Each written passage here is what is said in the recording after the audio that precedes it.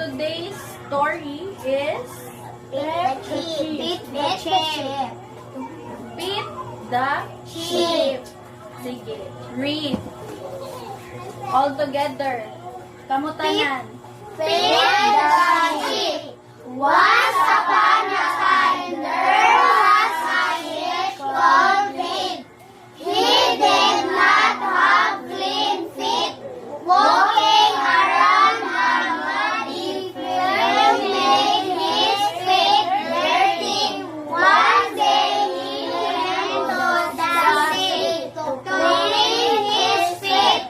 He did not like the sea, and it made him scream because it was freezing. So Pete did not get his feet clean in the sea. Some of the other sheep were named to Pete, but a nice sheep called Jim helped him. She helped Pete to get his feet really clean in the sea. Pete liked his clean feet and he liked Jim too.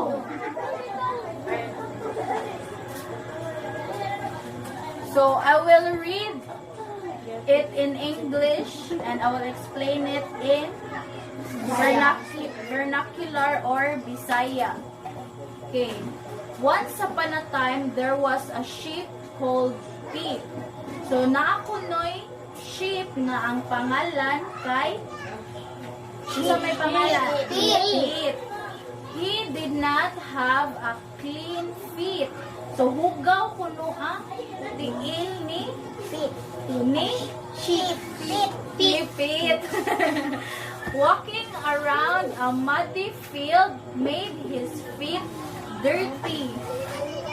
Nahugaw daw ang iyahang tiil tungod galakaw-lakaw sila sa lapok nga field. Unsa man ang field? Namatay. Meron dako kayo mahawan. Oh, kana mo na field.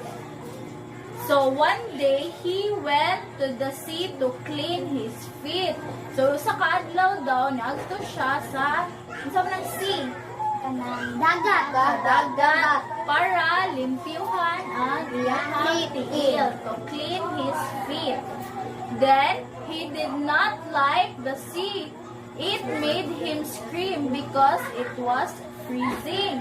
So wala siya ganahi sa dagat tungod kay tugnaw, freezing. So it made him scream. So nisagit siya tungod sa tugnaw.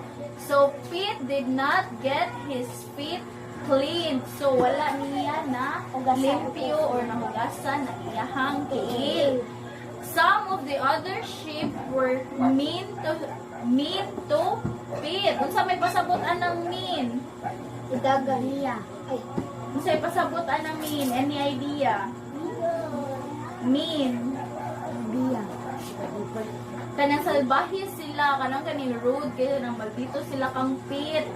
So, ang uban ko nung nga sheep kay maldito kang Pete. But a nice sheep called Jean helped him. Pero na ay isa ka sheep nga pangalan kay Jean nga nitabang sa iyaha. She helped Pete to get his feet really clean in the sea. So, gitabangan niya si Pete nga malimpyuhan ang iyahang tiil sa sea. So, Pete liked his clean feet and he liked Jean too. So, ganahan. Si Pete, di ganahan sa iyahang limpyo nga tiil o ganahan po siya ni Jean. So, okay, first, nakasabot tanan sa story? Yes. Are you sure? Yes. Any questions? Naamoy, wala na sabtan? Ay, wala. Wala na Wala. Sige, pangutana. If naamoy pangutana. At Teacher, explain. teacher, ang call kay tawag Dili, called. Pasabutan na.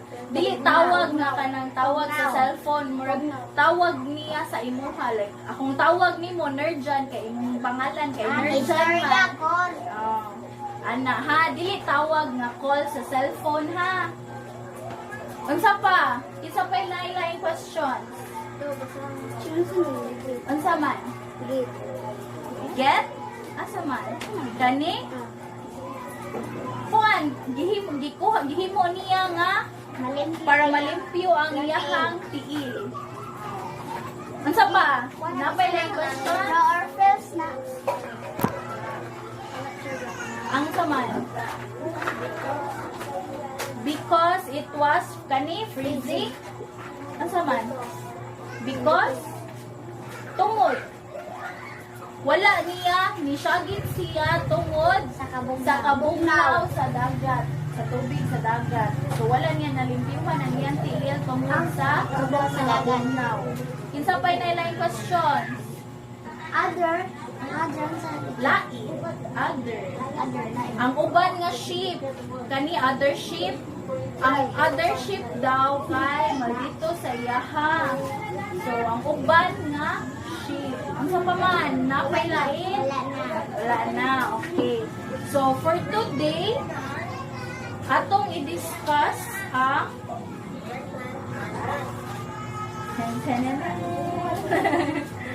long vowel sound.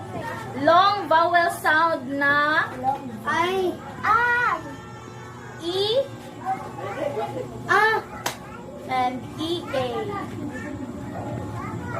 Wala ko. Okay. Vowel sound. Vowel sound. Oh. Kung imo ni siyang, 'di ba, ang mga vowels kay ang short nga vowel is A, E, I, O, O. Mo na siya ang mga short, some of the short vowels.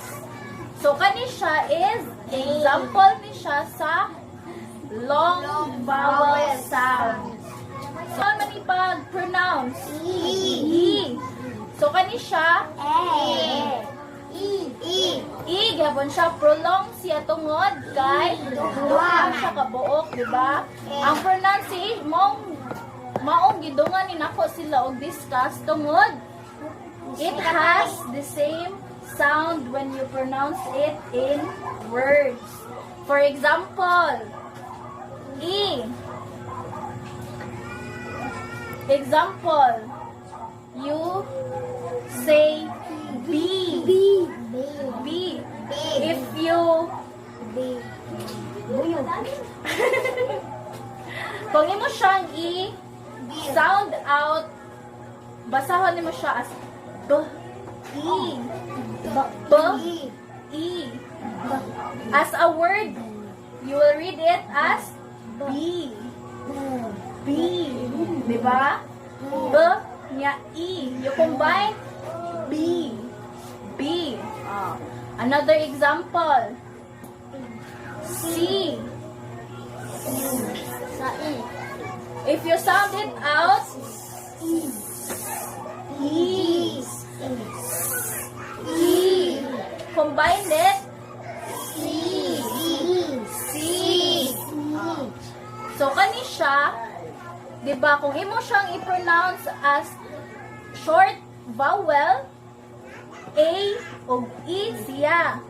Pero, if imo siyang i-combine, E.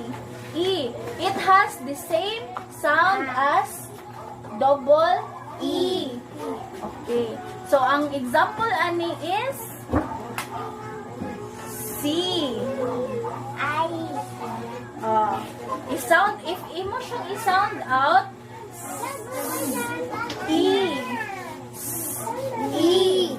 Combine, C. C. Same sound but different spelling. Diba? So, give me. Nakasabot? Wala? Sure? Yes. Okay, sige. Sa story, okay, nakakopy tanan? Yes. Are you done copying? Yes. Okay. underline the words in the story. Underline na ninyo ang words. Ang words nga na ay Kay pananglitan, nalinyahan na ninyo ang clean, isarang, kuan ha, isarang ang underlinean. Kung napay laing clean, di ayan, underline niyo, balik. Isara. Ay, kamalag ko. Ang sama. Ang sama.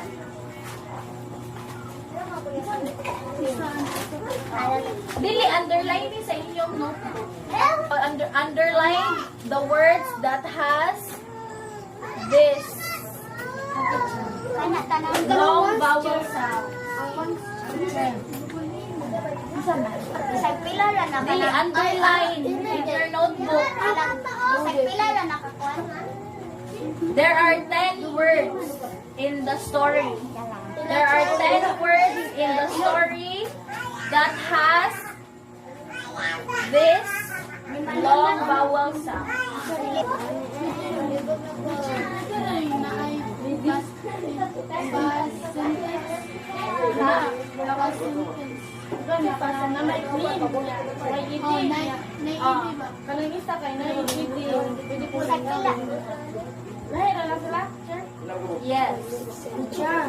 Dahil na sila. Yes. Basig na ay nagkuan, nagbalik-balik na word. Check lang. Sige, take your time.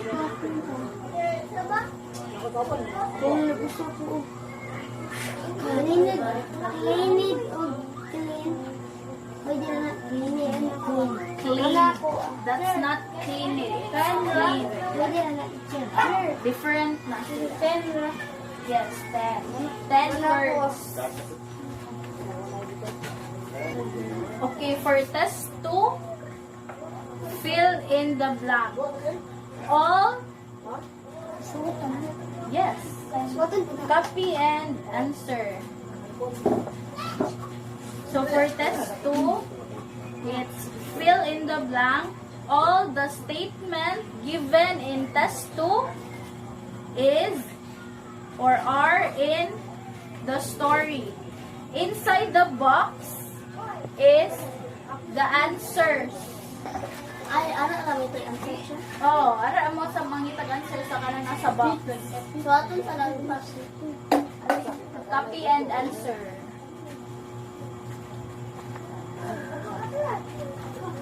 Yung persada ba?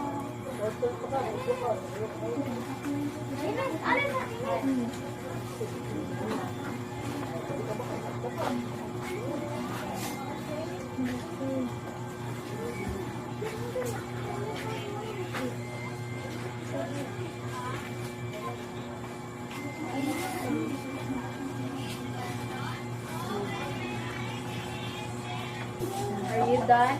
Yes. Kasi wala pa na human. Bye pa to? Continue.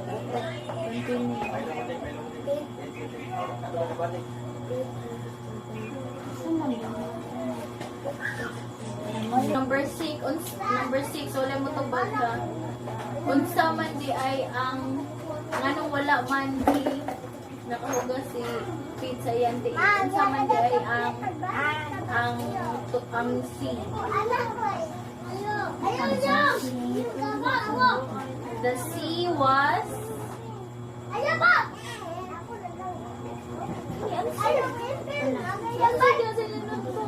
unsa man di ay ang C nganong wala man nakahugas sa tiil si Pit.